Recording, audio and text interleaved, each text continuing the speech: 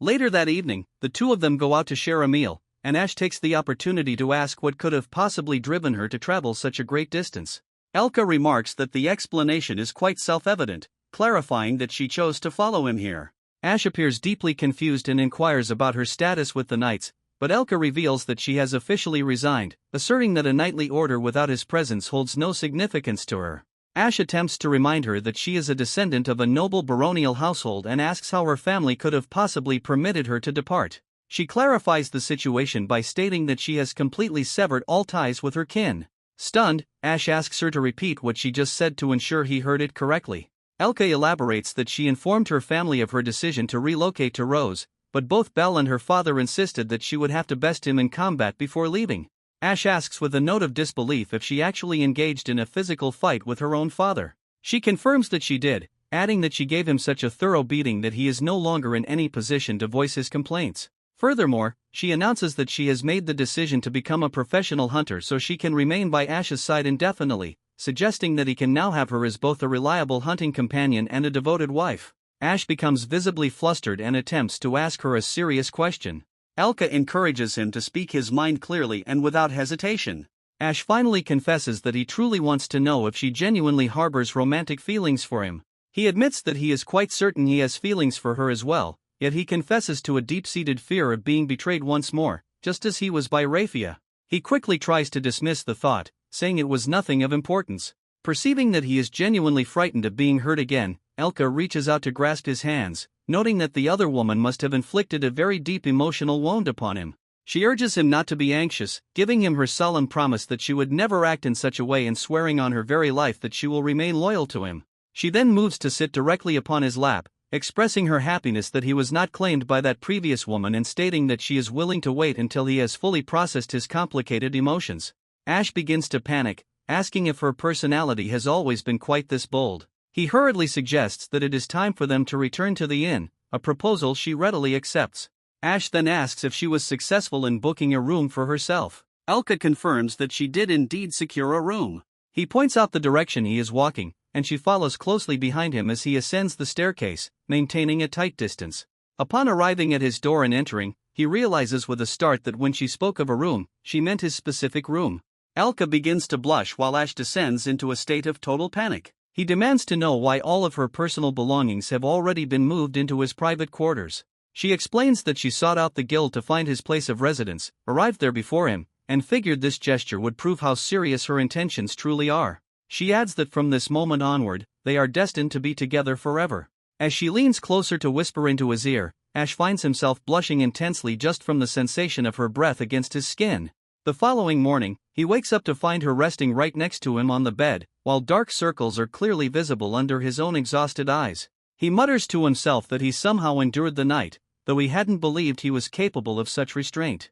Elka lets out a laugh and bids him a good morning, offering him praise for his impressive self-control. She mentions that she has no intention of forcing the issue, but promises that one day she will entice him to finally lay a hand on her. She then urges him to get moving because they have much to do, including eating breakfast and preparing to visit the Hunter Association so she can officially claim her license. Ash grumbles under his breath that if things continue at this pace, he may never get a full night of sleep again.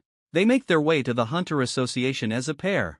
Elka remains attached firmly to his arm, and Ash notes that it is finally time to get her paperwork registered. He offers a morning greeting to May, who responds with a cold and indifferent meh, but her expression shifts to visible irritation the moment she spots Elka standing beside him. Elka clarifies that she has come specifically to obtain her hunter's license. May stomps away, telling her to wait, which leaves Ash wondering if some sort of conflict has already occurred between the two women. Elka casually mentions that she noticed May seemed to have a romantic interest in Ash, so she provided the girl with a brief warning that he was already spoken for. May eventually returns and slams Elka's new license onto the counter with force. Elka offers a polite thank you in return. May mumbles to herself that she refuses to lose, but Elka retorts that May was never even a competitor in this race to begin with. Elka lets out a confident laugh at the exchange. Ash finally pieces together what has been happening and suggests that now that she is licensed, they should enter the dungeon so he can personally assess her combat capabilities. He leads her to the entrance and explains that given her high level of skill, diving into the deeper floors should be a simple task. They eventually reach the 10th floor, where Ash points out the blue apes and instructs her to take one down entirely on her own. Elka signals her understanding of the task. As the apes begin to growl and mount a charge, she draws her bow, centers her aim, and releases a single arrow that completely destroys the head of one of the beasts. Ash is genuinely impressed by the display, but she does not slow down. She knocks 3 arrows simultaneously and fires them in rapid succession, successfully managing to hit multiple targets at once. Ash remarks that her overall performance is nothing short of excellent. He observes that not only have her skills remained sharp, but they appear to have improved significantly during their time apart. When 2 more apes spring toward her, Ash advises her to transition into close-quarters combat. Elka discards her bow, pulls out a dagger, and manages to decapitate one ape while the other is still in the middle of its leap. She then vaults over the remaining creature and slams it violently into the dirt. Ash offers high praise for her proficiency in hand-to-hand combat, noting that it is evident she has been training rigorously even without his guidance. Ash offers her a warm smile, telling her that she truly is a junior he can be immensely proud of. As they exit the dungeon entrance, Ash remarks that she has genuinely stepped up her game and improved her combat prowess. Elka, clearly enjoying the recognition, playfully asks for even more praise. Ash assures her that their next challenge will involve heading down to the 13th floor tomorrow, to which she responds with absolute confidence that she is ready for whatever comes next. Suddenly, their conversation is interrupted by a man running toward them in a state of total panic, shouting Ash's name at the top of his lungs. Ash urgently asks what has gone wrong. The man, struggling to catch his breath, reports the terrifying news that the Dullahan has been sighted at the association. Nearby, a woman stands completely frozen in a state of pure horror. May steps forward to explain that while exploring the 14th floor, a party encountered the dreaded Dullahan. Ash immediately inquires about the whereabouts of the rest of her team, and May answers with a grim expression that she is the only person who survived the encounter. Another man chimes in, adding that according to the rumors he heard, more than 10 people were wiped out in an instant. Ash then turns his attention back to the shaken survivor and asks if she can provide an explanation of the events. She begins to murmur something about a sword but is unable to finish her sentence. Instead, she lets out a piercing scream, crying that everyone died in the blink of an eye. Ash presses her for more detail, asking exactly what she means, but she breaks down into a total mental collapse and begins screaming uncontrollably. He quickly realizes that in her current psychological state, she is in no condition to hold a conversation. Elka asks what their subsequent course of action should be, and May responds that their priority must be to recover the bodies of the fallen. Elka asks if the goal is to provide them with a proper burial, but May clarifies that it goes beyond that. She explains that they need to meticulously examine the wounds on the corpses to gather vital intelligence about the enemy's capabilities once more. Ideally, they would learn the monster's fighting style directly from a witness, but given the survivor's shattered mind, that is currently an impossible task. May adds that without understanding how the creature fights, assembling a proper subjugation team is a nearly impossible feat. Ash asks if named monsters are truly as powerful as everyone says.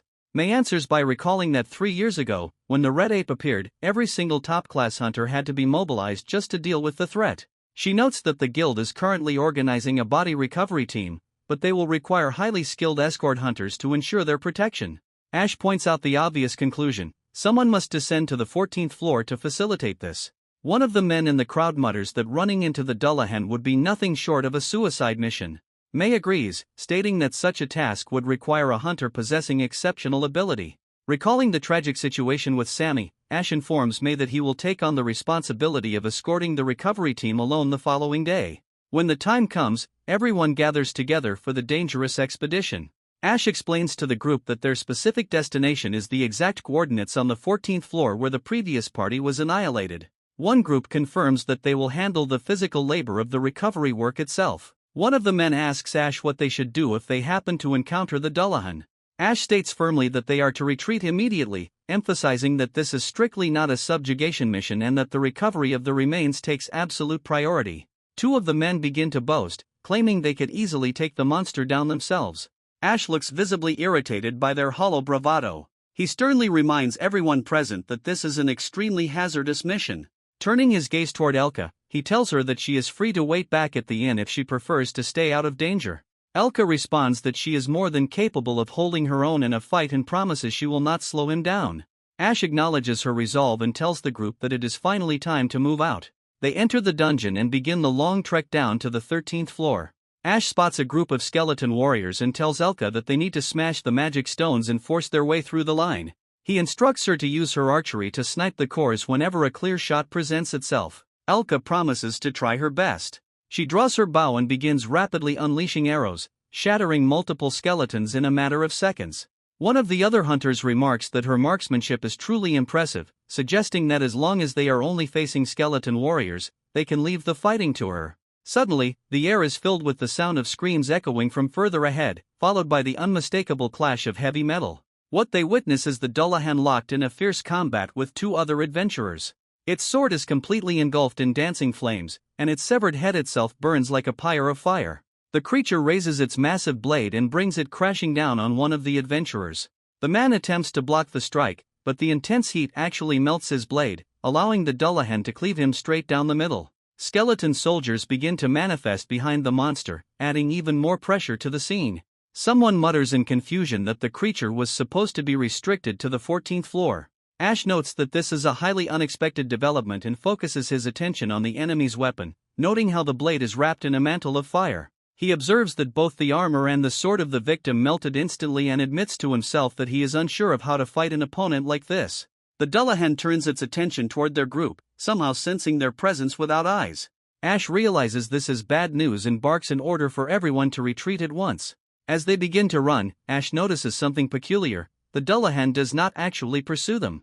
Instead, it simply points its flaming sword in their direction.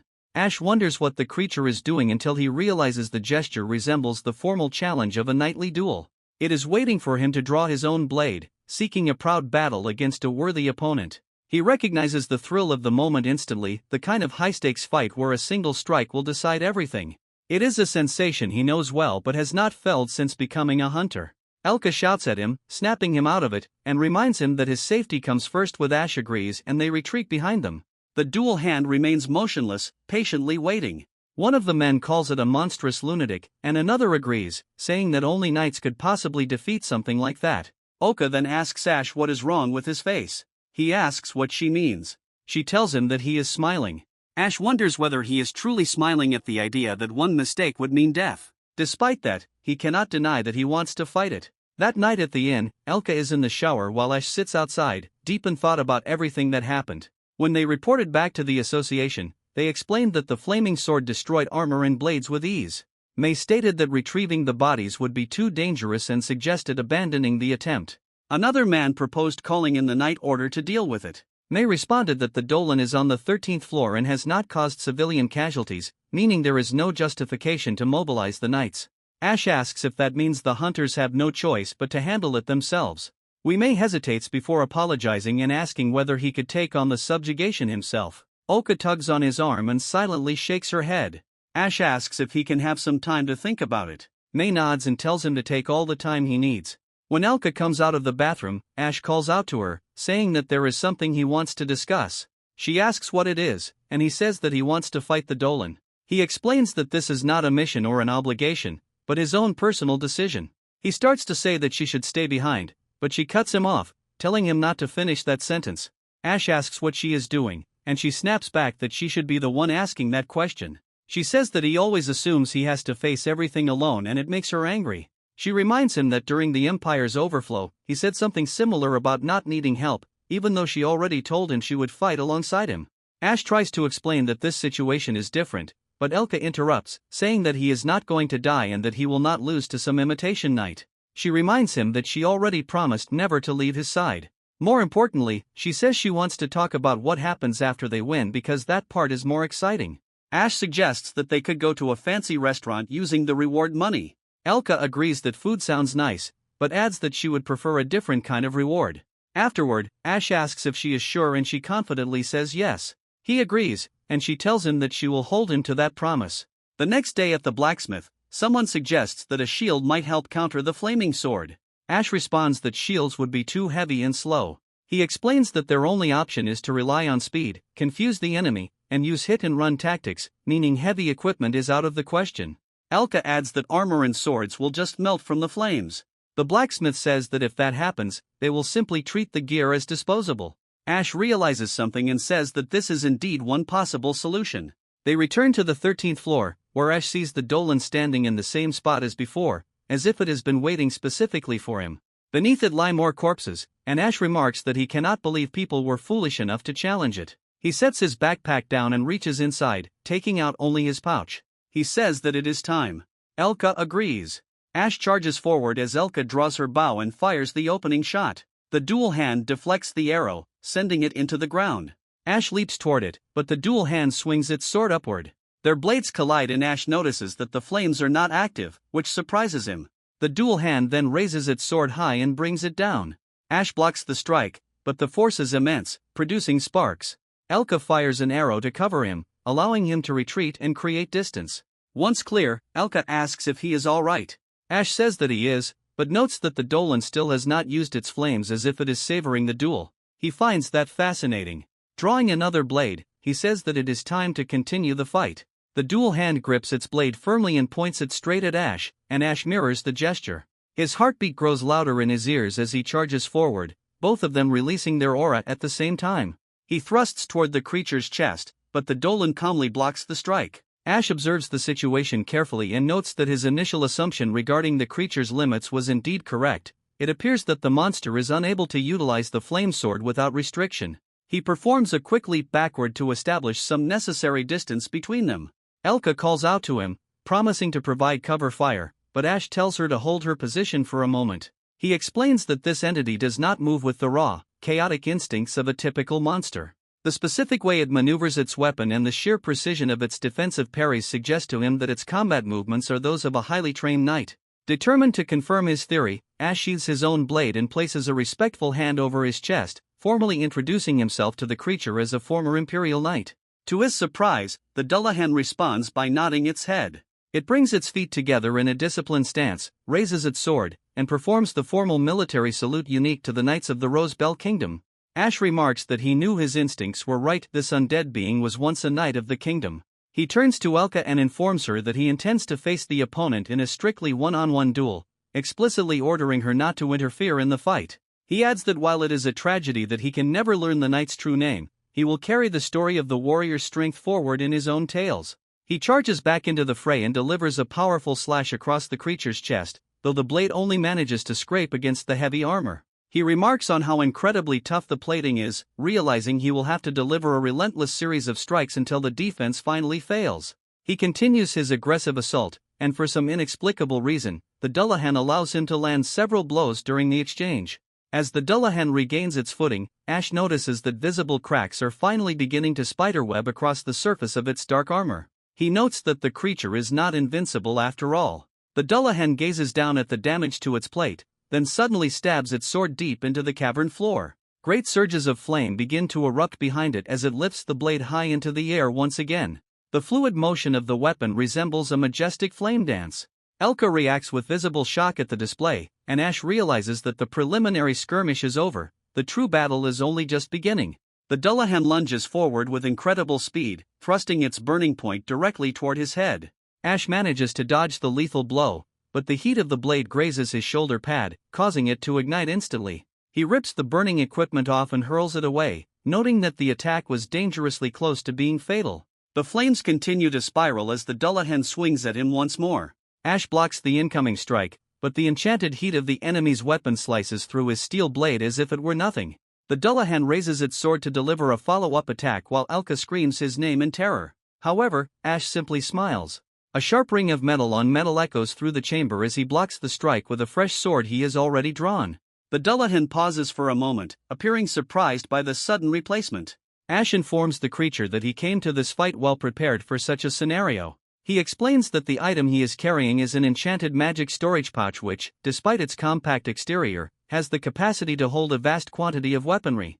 Ash begins to pull out a succession of swords one after another, tossing the used ones aside as he declares his desire to see which will occur first. Either the flame sword will incinerate his entire collection of blades, or he will successfully shatter the Dullahan's magic stone. He seizes another sword and begins to dual wield, proclaiming that the duel has now officially commenced. As he rushes forward, he utilizes a reverse grip to deflect an attack, fully anticipating that the blade will melt upon contact. True to his prediction, the steel fails, and he swings upward with his other hand before discarding the ruined weapon. The Dullahan launches a counterattack, forcing Ash to leap backward to avoid the arc of fire. The creature then executes a powerful thrust aimed directly at his chest. Ash braces himself with a two-handed grip to catch the blow, but the fire-drenched sword melts through his defense again and the impact sends him flying backward. As he struggles to find his balance, he lets go of the melted hilt, retrieves another blade, and notes that he only has 4 weapons remaining in his inventory. He hurls one sword imbued with his aura, but the Dullahan cleaves it out of the air effortlessly. Ash grabs 2 more swords and remarks that his count has now dwindled to only 3. The Dullahan prepares a massive, wide-reaching swing, unleashing a colossal arc of concentrated flame. Ash stares in momentary shock as a towering wall of fire erupts right in front of him. Through the wall of heat, Elka screams his name, desperately asking if he is okay. As the smoke clears, his silhouette remains standing defiantly. He managed to block the devastating attack, though both of his swords were pulverized in the process. Ash states that he is down to his very last weapon as he charges forward, seizing a final blade from the ground. The Dullahan steps forward and unleashes a final, sweeping wheel of flame. Ash leaps high over the inferno, raises his sword, and declares that it is time to conclude the battle. He executes a thrust that pierces straight through the Dullahan's chest, causing the internal magic stone to crack loudly.